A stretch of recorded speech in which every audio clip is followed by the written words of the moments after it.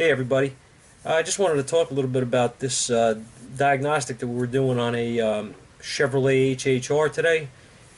The diagnostics test on this thing was very simple. This wasn't anything that was, any real in-depth, crazy diagnostic stuff here, but basically what it was is we had a parking light circuit that wasn't working.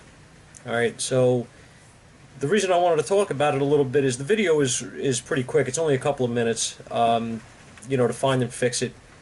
The thing is, though, what I wanted to get across is a lot of these late model vehicles are controlled differently than the earlier stuff was. Okay, we used to have like a switch, and we'd have maybe a relay, and the load, whatever the load was, the circuit, the lights. It was really, really simple if you had any kind of understanding of electrical to diagnose these things. But now, these vehicles have gotten way beyond that. Okay, we have control modules for mirrors and lights and windows, and everything seems to have its own control module, which I really personally don't understand. They're supposed to be simplifying things with technology, but in reality they're making things more difficult. I mean, you have a module that talks to, a switch that talks to a module, which talks to another module and turns a motor on or off. Well, simplicity to me means something different, I guess, than what it does to these engineers. I have to laugh about it. I mean, we have to know how to fix it. That's all fine and good, but it makes things really, really hard for no reason, in my opinion. So, whatever. It is what it is, right? I can't change that. We just have to keep up on the technology and know how it works and do our best to repair these cars in a timely manner. Now, the thing that I guess what I'm getting at here is that when you guys look at these cars, if you're checking one of these vehicles out, the first thing I like to do is scan a car nowadays, even if it has a lighting circuit that's out or something like that, because a lot of these cars, if you have a bulb go out, and I mean this, a bulb goes out, and a lot of you may not know this, and you change the bulb, the light still won't come on.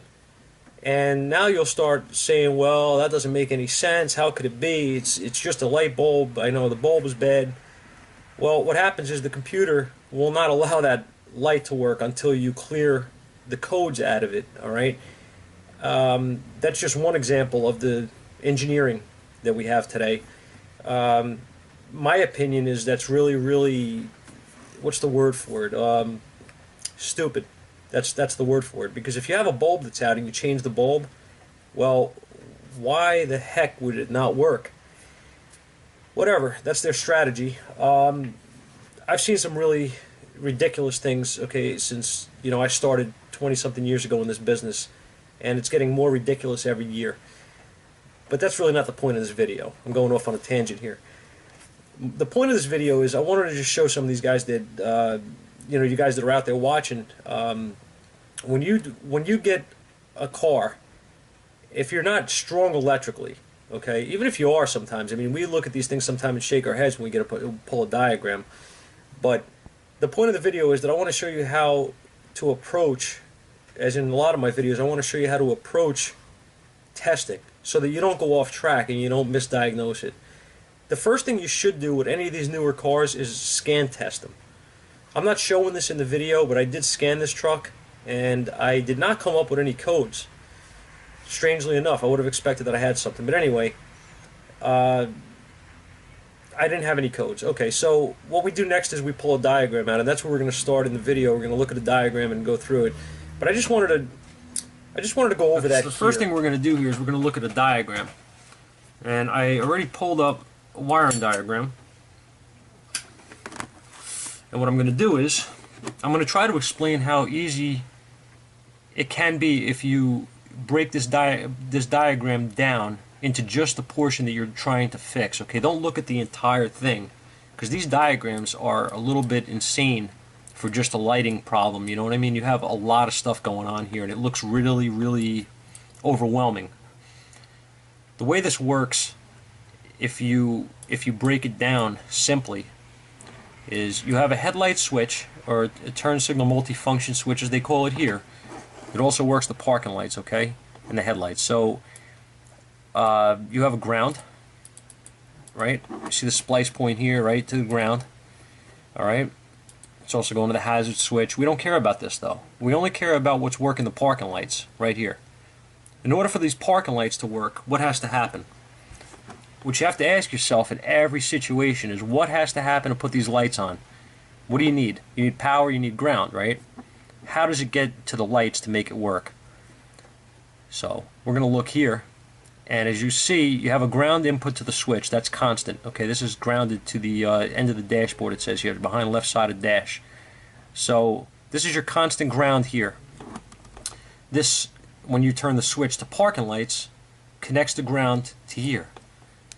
Alright, brown and white. Now, one thing I want to point out here is you see these little perforations all the way around this box and this box, and okay, those perforations are there for you guys that are not sure or don't know.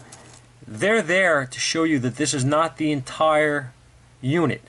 You're not looking at the complete diagram of the turn signal multifunction switch. You are not looking at the entire diagram for the body control module. If it was like this, the hazard switch, you see how it's boxed completely solid? Or this one, the high mounted stoplight, it's boxed complete. Those are complete units. There's nothing more to these diagrams except for what you see here. However, these here, always keep in mind that they are only a portion, a partial diagram, only for what you're trying to fix right now, in this case the exterior light circuit. So what you want to do is just keep that in mind for sometimes things are missing out of there, you don't see what you're looking for. They're probably in another diagram, okay? Just keep that in mind. So what we're going to do is we're going to keep following this and we're going to see how this thing works, right? This is how we're going to fix the car like we do with any other car. This closes, it sends a ground to your body control module, right? If you look here, it says park lamp switch signal. That's your ground. Once that's grounded, if the body control module is not broken, what's going to happen is it's going to send ground from this. You see where it says park lamp relay control? It's going to send the ground to your parking light relay, which is located inside the underhood fuse relay block. Okay? Look here again, this is perforated, right? This is not the entire fuse block, it's only a partial. So, anyway, here's your relay. You're going to send ground into the one side of the coil of the relay. The other side of the coil has power all the time, hot at all times, right? So, you should have two power feeds here, which are easy enough to figure out, even if you don't know which legs of the connector inside the fuse block are supposed to have power. With the key off, it doesn't even matter here. With the key off, you could touch a test light to all four of these. Two of them, with the relay out, obviously, two of them should light, no matter what the situation, okay? They should always light. Now, if they do, that's going to tell you right off the top that your fuse is good. Okay, they would not light with a bad fuse. So, once you establish that, you know you have power. This ground is all that it takes for this relay to click closed, alright? And this is the load side. 87 is the load, and it's out of the relay, out of the box, right? And it's going to go to all these highlighted wires here. Now again, like I said, this could be overwhelming to some people if you're not familiar with diagrams and diagnostic type work. Looking at this, there's a lot of stuff going on in this diagram for lighting. You know what I mean? You don't care about all this other stuff right now, though. This light blue wire. You don't care about any of that stuff. All you care about is the highlighted portion here, which makes, if you look at just the highlighted part, it makes everything a lot smaller. There's a lot less things here going on, right? And it's even simpler when you break it down like this. These brown wires here are all going to exterior lights. They're going to marker lights. They're going to all your parking lamps, okay? License plate lights on the next page of the diagram. So really, everything that I need to know about this system and how it works is right here. There's not a lot to this when you break it down, right?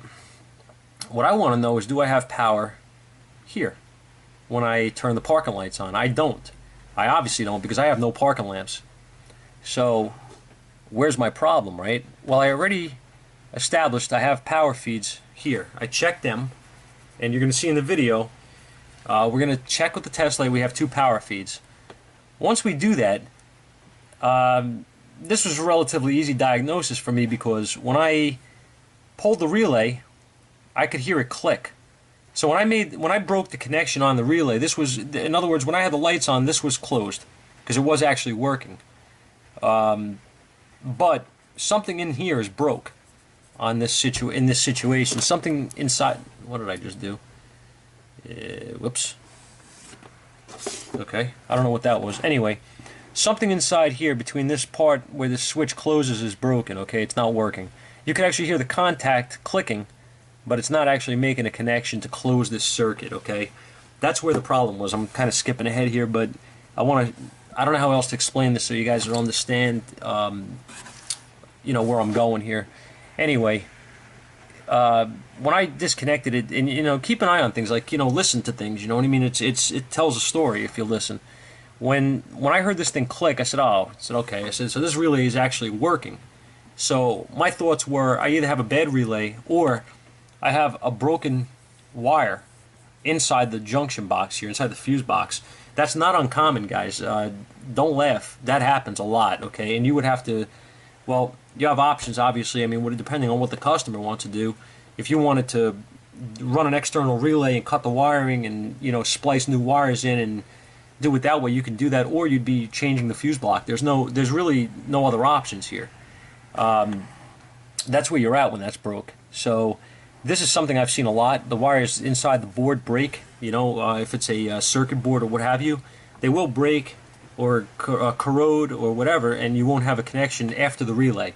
So you have to verify here that you have a bad relay or you have a bad box. What I did, okay, and this is really simple, is I pulled the relay up so it's just making enough contact, you know, where the plug is in, but I can actually reach the pins on the relay sticking out of the relay. And I touched 87 with the test light, and I had nothing. All right, so that's telling me the relay's clicked, it's closed, it's not working. So at that point, I pulled the relay out from, I believe, the low beam, and I plugged it in, and we had lights. Okay, so it was really simple. It's not, this isn't, you know, this is not a hard diagnosis. It's not why I'm putting it up. I'm just trying to point out how to approach different things in different situations when you have a circuit and you pull a diagram of, you know, lights, like, oh man, you know, the lights don't work. Well, lights nowadays aren't what they used to be. They're very, very complicated sometimes to work on because you have all this extra stuff. There's no reason, in my opinion, to have a control module. Basically, a middleman is what it is. It's, you know, it's an unnecessary addition for lights. Okay, they could have had other reasons to have a body module, but what do you need? What do you need a body module to tell a relay to turn on? Like, it's just so stupid. If this wire here, right? See this brown wire, brown and white wire? That's your ground input from the switch to the body module, right? Okay. Now here's your ground from the body module. Once it's told to turn the relay on, right? It grounds this. Okay. And then it turns the relay on and the lights work. Well, what would have been the difference here if you would have simply had your brown and white wire go right to the right to the relay right here?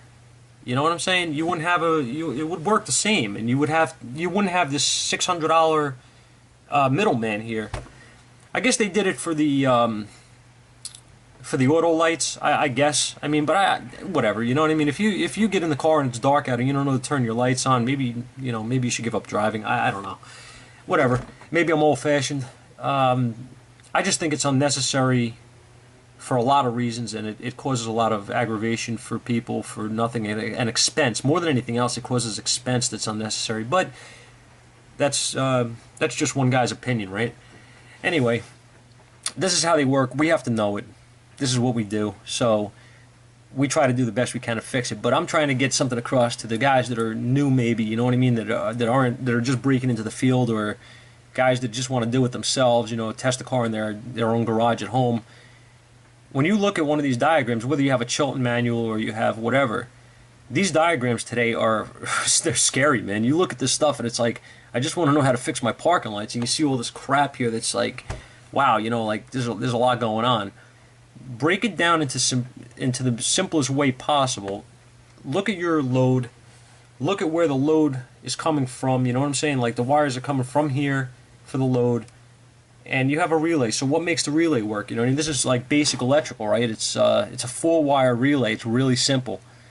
Once you know how it works, you can check this at home with a test light. You don't need anything more than a test light to diagnose this. So, you know, like I said, I just hope this helps some of these guys out there, and that's really why I do this. I want to share, you know, the stuff that we know with the guys that are out there trying to do it themselves, you know, and even some of the techs that are out there that are not strong with electrical. There's a lot to know today. So, you know, if it helps somebody, that's great. So take a look at the actual, you know, the actual diagnosis of the truck, and you'll see it's only a 5-minute routine here. It's nothing difficult. That took more time looking around for stuff that I really didn't need than it did to fix the car. So, anyway, enjoy, guys, and thanks for watching. Hello there, guys. I figured I'd share this one with you. We got a 2011 Chevrolet HHR. Came in today. Customer just bought this vehicle. It's got a warranty package on it from the used car lot, and they've had it for about 3 days now. They were driving down the road, and apparently somebody flagged them that they couldn't see their back lights. So when he pulled over, he checked to see, and he noticed that, yeah, the rear, the tail lights and the parking lights in general are not working on this vehicle. Now, obviously that's dangerous, and nobody wants to be driving down the road at night and, you know, invisible to other drivers. So we have to figure out what's going on here. Now the customer did notice something. Let me show you. Shut the door. Let me show you here. If you turn the parking lights on, notice the dash here is illuminated. Okay, those lights are illuminated. But if you look down here, you'll notice that all these little buttons here for the radio heater and all that stuff are not illuminated. All right, we have no illumination here either. So we're gonna take a peek here. I already pulled a wiring diagram on it, and we're gonna take a look and see what's going on, and figure this out for this customer. Okay. All right, so here's a wiring diagram. Right here is our parking lamps fuse. Okay, I'm sorry, let me try that again. This is our parking light relay. This is our fuse here. Okay, I don't know if you can see this too well. So what we're going to do is first we're going to check the fuse. If the fuse checks good, we're going to move to the next step here and see if this relay is working. Alright, so what's going to happen here is you got 2 power feeds from the fuse. It's hot at all times. Alright, this is going to be your load, and this is going to be your coil side of the relay, which is going to be triggered from, I believe, the body module. Yes. Okay, this is going to trigger when you turn the parking lights on. This is going to send ground here, and it's going to pull this switch closed and put power from here out, and everything on this row here is going to get powered up. All these legs here are going to get power out of the underhood fuse block. Alright, and I already marked in yellow here, if you can see that. This is the wire going to our lights. Alright, so we're gonna take a look here and see if our fuse is blown first. Keep it simple, right?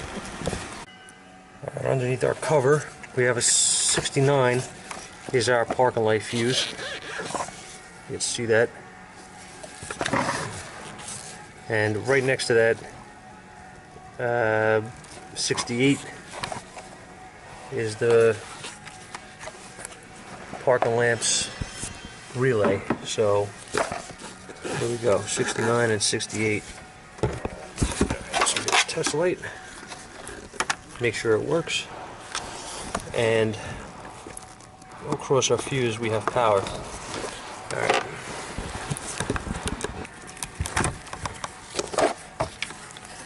We should have 2 power feeds here as well, and we do. You can see this light is lit on both these legs. So these are our 2 power feeds. Okay. Alrighty. That's how do you test the relay, right?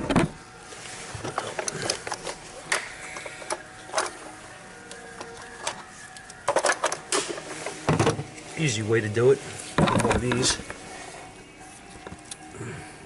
It isn't gonna fit in there.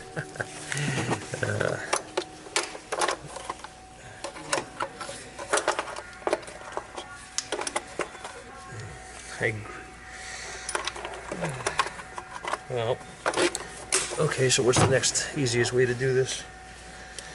Anyway, here's what we're gonna do. We're gonna put the relay in. We have the parking lights on. Power. I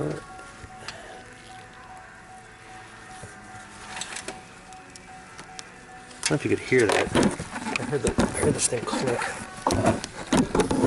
Pick it up on the camera. You hear that? This relay is clicking. It means it's getting a command. We have no power.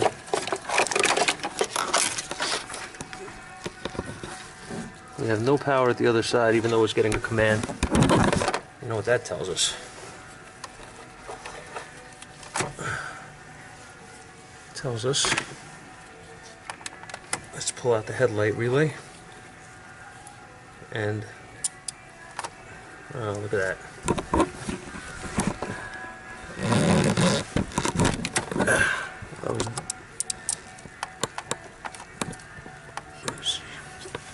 I'll show you with the relay that works. Now you have power here. Pretty simple. So we got a bad relay.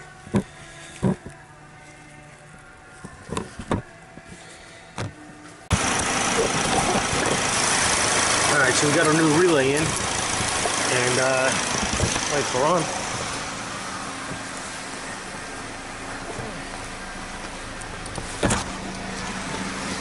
Let's see. And as you can see, the display here is lit.